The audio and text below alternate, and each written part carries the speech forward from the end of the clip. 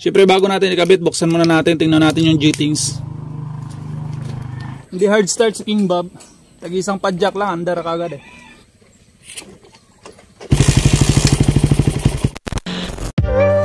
Yo, what up? Good day mga choy! So for today's content is ikakabit na natin yung, kakabitan ko ng pang-Dilius na karburador si King Bob. So ito yung magiging karburador niya mga choy. Pitts bike na flat slide. Di talaga pwede kung di ko palitan yung dual carb King Bob mga choy, kasi di talaga kaya yung gas. Okay lang sana kung may-ari tayo ng gasoline station.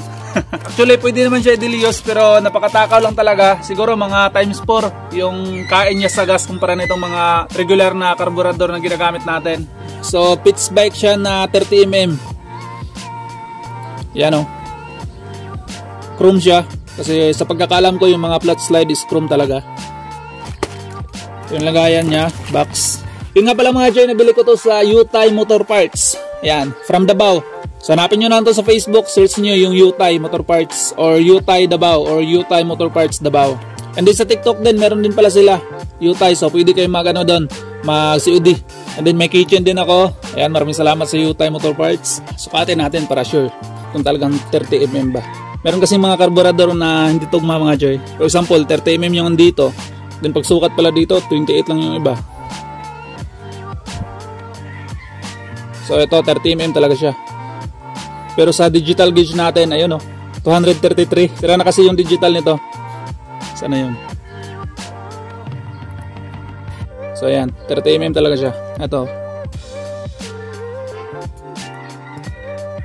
Ayan, all goods. Siyempre bago natin ikabit, buksan muna natin, tingnan natin yung G-Things.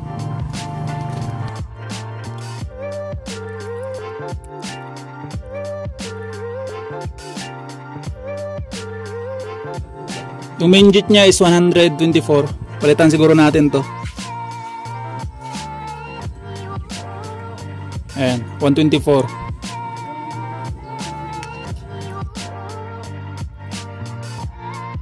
$34 man yung low jet. Ayan. Ito mga choy, ito yung ipalit ko. Papalitan ko yung main jet ng 115. And then lugit na ano, balik ko lang yung stock na yung lugit.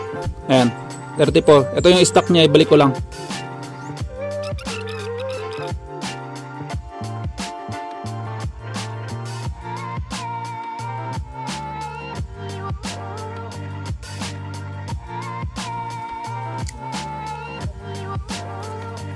And then yung karayom, testing natin sa pinaka top. Dito tayo masimula sa pinaka-top.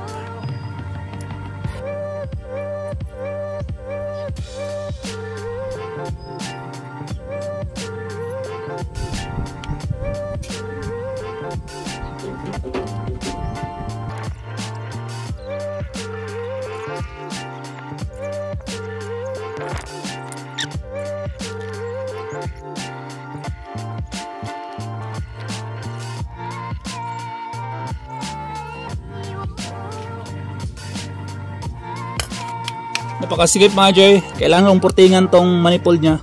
Purtingan ko muna.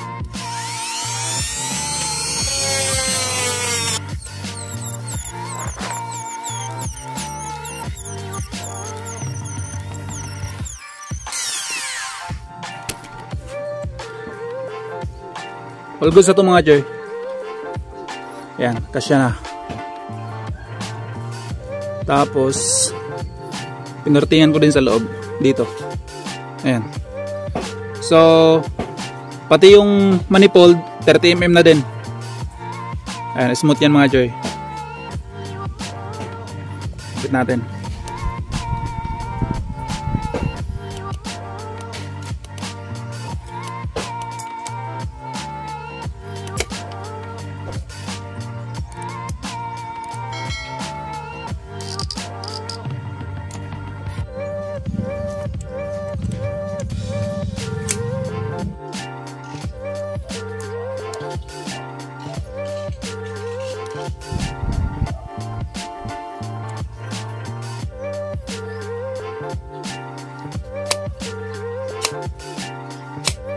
Ayan mga Joy, all goods na. Maayos naman yung response.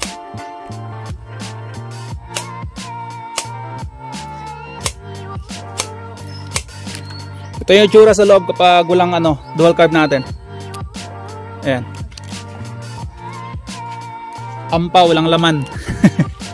Yung fuelos natin, ayan. Merong quick release dyan na on-off din. Then filter doon.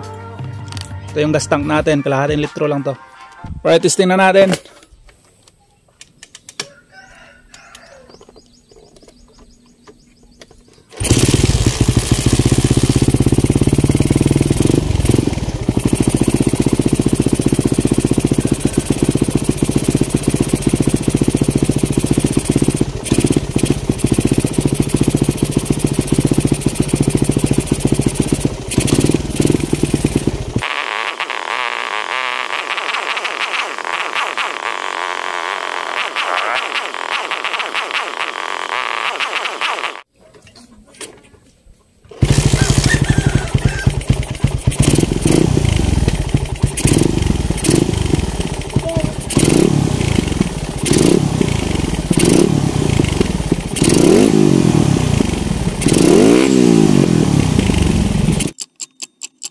Maganda yung response ng carb. Hindi hard start si King Bob. Tag-isang padjak lang, andar kagad eh. Yun oh.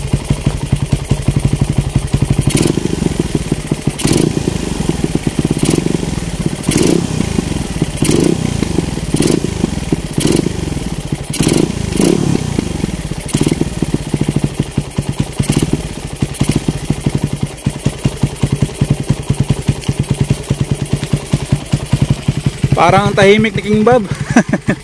Naka-stock pipe kasi, then kalkal naman yan, pero di naman masyadong malaki yung yung butas ng kalkal, di masyadong malaki, sakto lang.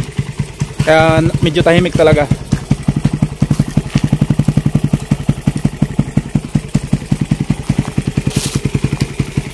Maganda mga Joy, maganda yung response.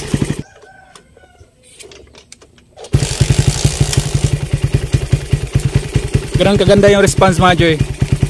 One click lang. Di pa kailangan ng gasolinador.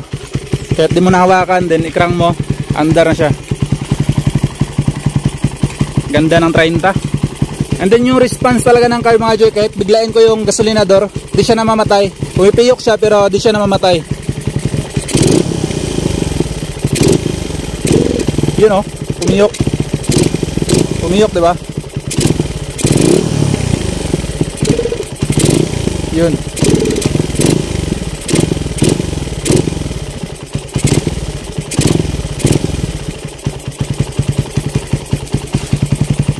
Ayos, solid. Dahil kapag biglain mo talaga yung gasolinador mga Joy, then hindi maganda yung carb or hindi maganda yung pagkatuno, mamamatay talaga yung makina.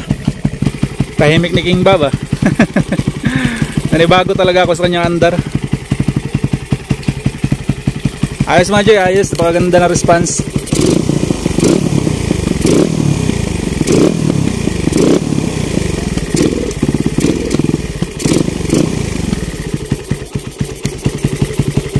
Yun. Kita nyo yun mga Joy. Kahit biglayan ko yung gasolinador, pumipiyok lang siya pero di siya namamatay. Ganun kapag maganda yung carb, maganda din pagkatuno. Last one muna. Kick natin. Kung maganda ba talaga yung response. Or one click ba talaga.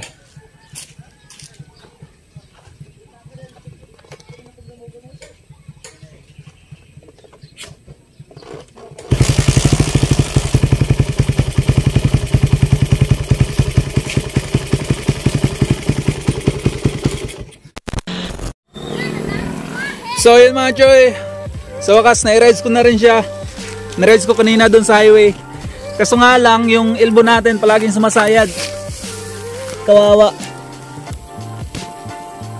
Yan. Medyo lowered talaga mga Joy. Siguro ibalik ko yung stock na sukat itong telescopic. I-cancel ko muna yung yung magic lowered. Tanggalin ko muna yan siguro para tataas yung clearance sa pipe kasi di talaga pwede pang diliyos ganito ka lowered. Lalo na sa akin na medyo mabigat ako, 80 plus kilos. Nga pala mga Joy, yung ikot pala ng air and fuel mixture muntik na makalimutan. So yung sa akin Pero hindi naman magkapareho talaga mga choy. Depende lang sa inyo kung gusto niyo itong gayahin. Bilangin natin. 1, 2, 3, 4,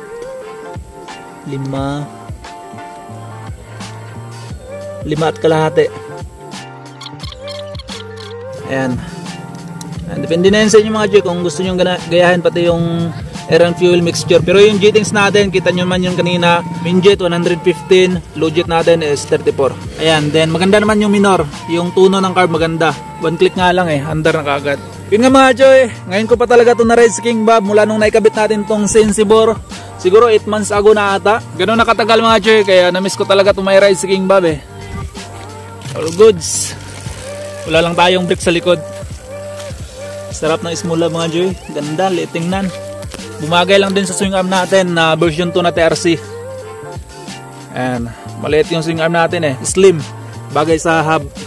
So yun na mga choy, all goods na sa U-Time Motor Parts. Maraming salamat, all goods yung carb. So yun, shoutout muna tayo. So yun mga choy, shoutout nga pala kay Patrick Barliso from Cebu at kay Rigold sa Hypno from Buliluan, Palawan. Shoutout sa iyo choy. Shoutout din kay GB Alberto, kay Clyde Colin Alaba at kay Evangeline Amuyo from Bacolod City. Shoutout po sila dyan sa Bacolod. Shoutout din kay Lutilia Edralin dyan, kay Sin Mark Hernandez from Angat Bulacan at sa Bulacan Bikers. Shoutout po sila lahat, ride safe always. Shoutout din kay Albert Bautista from Pampanga at kay Erickson Bunton from 1870 Antipolo City. Shoutout po sila lahat dyan sa Antipolo. Shoutout din kay J. Ramos from R150 All Star Nation Manila Chapter. Shoutout po sila lahat mga paps, ride safe po. And for the last, shoutout nga pala kay Aldos Harino from Hawaii. So yun lang mga choice, sa mga hindi pa nakapag-subscribe dyan, mag-subscribe na kayo at i-click nyo na rin ang notification bell para ma-update kayo sa mga susunod nating video. Ride safe po sila lahat, peace!